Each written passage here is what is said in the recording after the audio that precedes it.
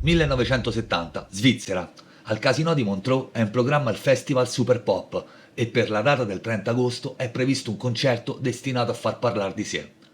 Per questo evento gli organizzatori puntano su un'accoppiata davvero inaspettata, i Doors di Los Angeles con Jim Morrison e i Black Sabbath di Birmingham con Ozzy Osbourne, due realtà completamente diverse ma entrambe in un momento decisivo. Da una parte i Doors, già affermati e conosciuti in tutto il mondo, con alle spalle in soli 3 anni già 5 album, dall'altra i Black Sabbath, ancora nei primi anni della loro carriera, con il primo omonimo album già pubblicato e il secondo, Paranoid, in arrivo da lì a poche settimane. Tuttavia, quello che sarebbe potuto essere uno di quegli eventi destinati a rimanere nella storia, con due band leggendarie e due dei frontman più iconici di sempre, finì per saltare proprio all'ultimo minuto. Per capire meglio il contesto bisogna fare un passo indietro di appena una sera, o meglio ancora di qualche ora, la notte tra il 29 e il 30 agosto. I Doors si erano appena esibiti al Festival dell'Isola di Wight, uno dei concerti più importanti della loro carriera, davanti a centinaia di migliaia di persone e con una performance ancora oggi considerata storica. Il giorno dopo, senza praticamente pause, erano attesi a Montreux per il Festival Super Pop, con l'intento di dar via a un tour europeo. Come già detto, però, all'ultimo momento, prima della partenza per la Svizzera, i piani cambiarono di nuovo. Jim Morrison venne richiamato negli Stati Uniti. Una convocazione legale, fissata per lunedì 31 agosto a Miami, per l'apertura di un processo a suo carico e legata a un concerto dei Doors tenutosi il 1 marzo 1969 al Dinner Key Auditorium. In quell'occasione, il concerto, poi passato alla storia, fu caratterizzato da una performance estremamente turbolenta e provocatoria. Jim Morrison, sul palco, venne accusato di aver simulato atti osceni e di aver incitato la folla fuori controllo. L'evento diventò rapidamente un caso nazionale negli Stati Uniti, attirando l'attenzione dei media e delle autorità e trasformandosi in una delle vicende più controverse della carriera dei Doors. You're all a bunch of fucking idiots!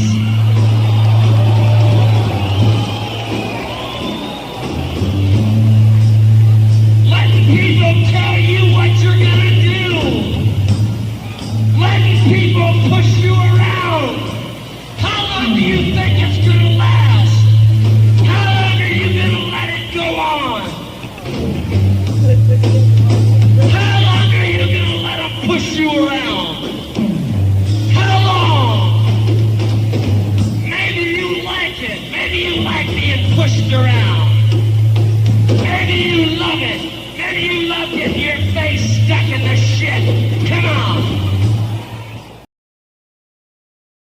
Facendo un salto in avanti, c'è però un dettaglio importante da ricordare.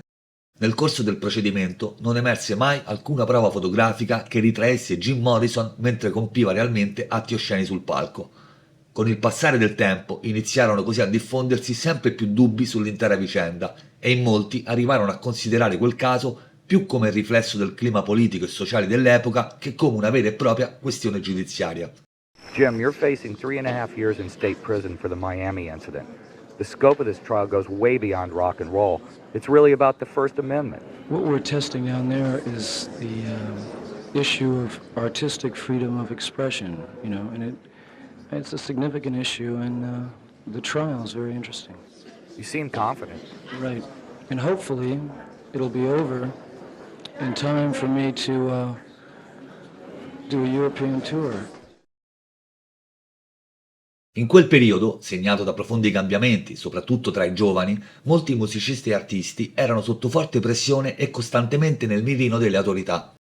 La vicenda andò avanti per mesi, senza arrivare a una conclusione definitiva, fino a quando la morte di Morrison nel 1971 pose fine a tutto prima che si arrivasse a una chiusura del caso.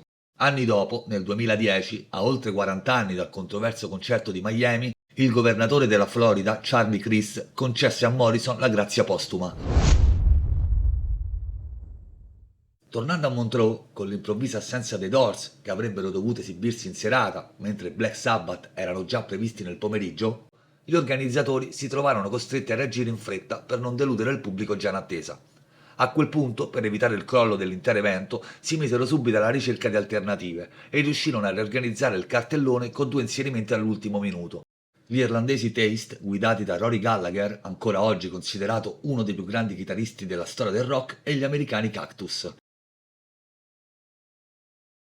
Probabilmente poi, a causa dell'improvvisa assenza dei Doors, l'evento venne posticipato al giorno successivo, vale a dire il 31 agosto.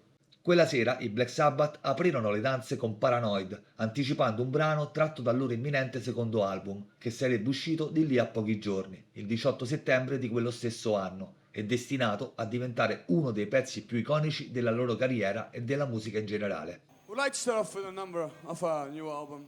It's a number entitled Paranoid. Il loro concerto durò poco meno di un'ora, ma fu sufficiente a lasciare un'impressione molto forte sul pubblico presente. Con un sound più pesante, diretto e cupo rispetto a molte band dell'epoca, i Black Sabbath portarono sul palco svizzero un'energia completamente diversa. Quella breve esibizione non fu soltanto un passaggio dell'evento, ma una sorta di anticipazione di ciò che di lì a poco sarebbe diventata una nuova direzione del rock. La band inglese, infatti, mostrò già in quell'occasione tutti gli elementi che avrebbero contribuito a renderla una delle formazioni più influenti nella nascita e nello sviluppo dell'heavy metal.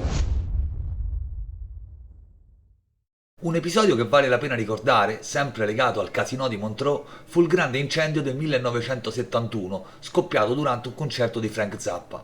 Secondo alcune testimonianze, tutto sarebbe iniziato quando uno spettatore lanciò un razzo di segnalazione all'interno della sala. Il proiettile colpì il soffitto e di lì a poco le fiamme divamparono in tutto l'edificio. L'incendio si sviluppò rapidamente e distrusse gran parte della struttura, segnando uno degli eventi più drammatici nella storia del Casino. Fatto sta che in quei giorni, nei dintorni, c'erano anche i Deep Purple che si trovavano a Montreux per registrare il loro nuovo album Machine Head, presso gli studi mobili dei Rolling Stones, posizionati proprio vicino al Casino. E fu proprio da quella notte e da quell'incendio che nacque l'idea di una delle canzoni più famose al mondo della band britannica, Smoke on the Water, ispirata da ciò che la band vide e visse proprio durante il rogo di quella sera. Successivamente, quando il Casino di Montreux venne ricostruito, al suo interno furono creati anche i Mountain Studios, che tra il 1979 e il 1993 passarono sotto il controllo dei Queen e che oggi ospitano un museo dedicato proprio alla loro storia. Questo profondo legame con la città è uno dei motivi per cui Montreux ha dedicato una statua a riva al lago a Freddie Mercury, diventata oggi uno dei simboli più riconoscibili del rapporto tra la città e la storia del rock. E così, tra i tantissimi eventi musicali che hanno segnato la storia di Montreux, resta forse anche un velo di rammarico legato a quel processo di Miami, una vicenda che finì per cambiare i piani, cancellare un incontro irripetibile e privare il pubblico di quello che sarebbe potuto diventare uno degli eventi più iconici di sempre. L'occasione di vedere nello stesso giorno i Doors e i Black Sabbath, con due dei frontman più carismatici dell'epoca, sfumò così all'ultimo momento, lasciando dietro di sé non solo una serata diversa da quella immaginata, ma anche una delle più grandi occasioni mancate nella storia del rock.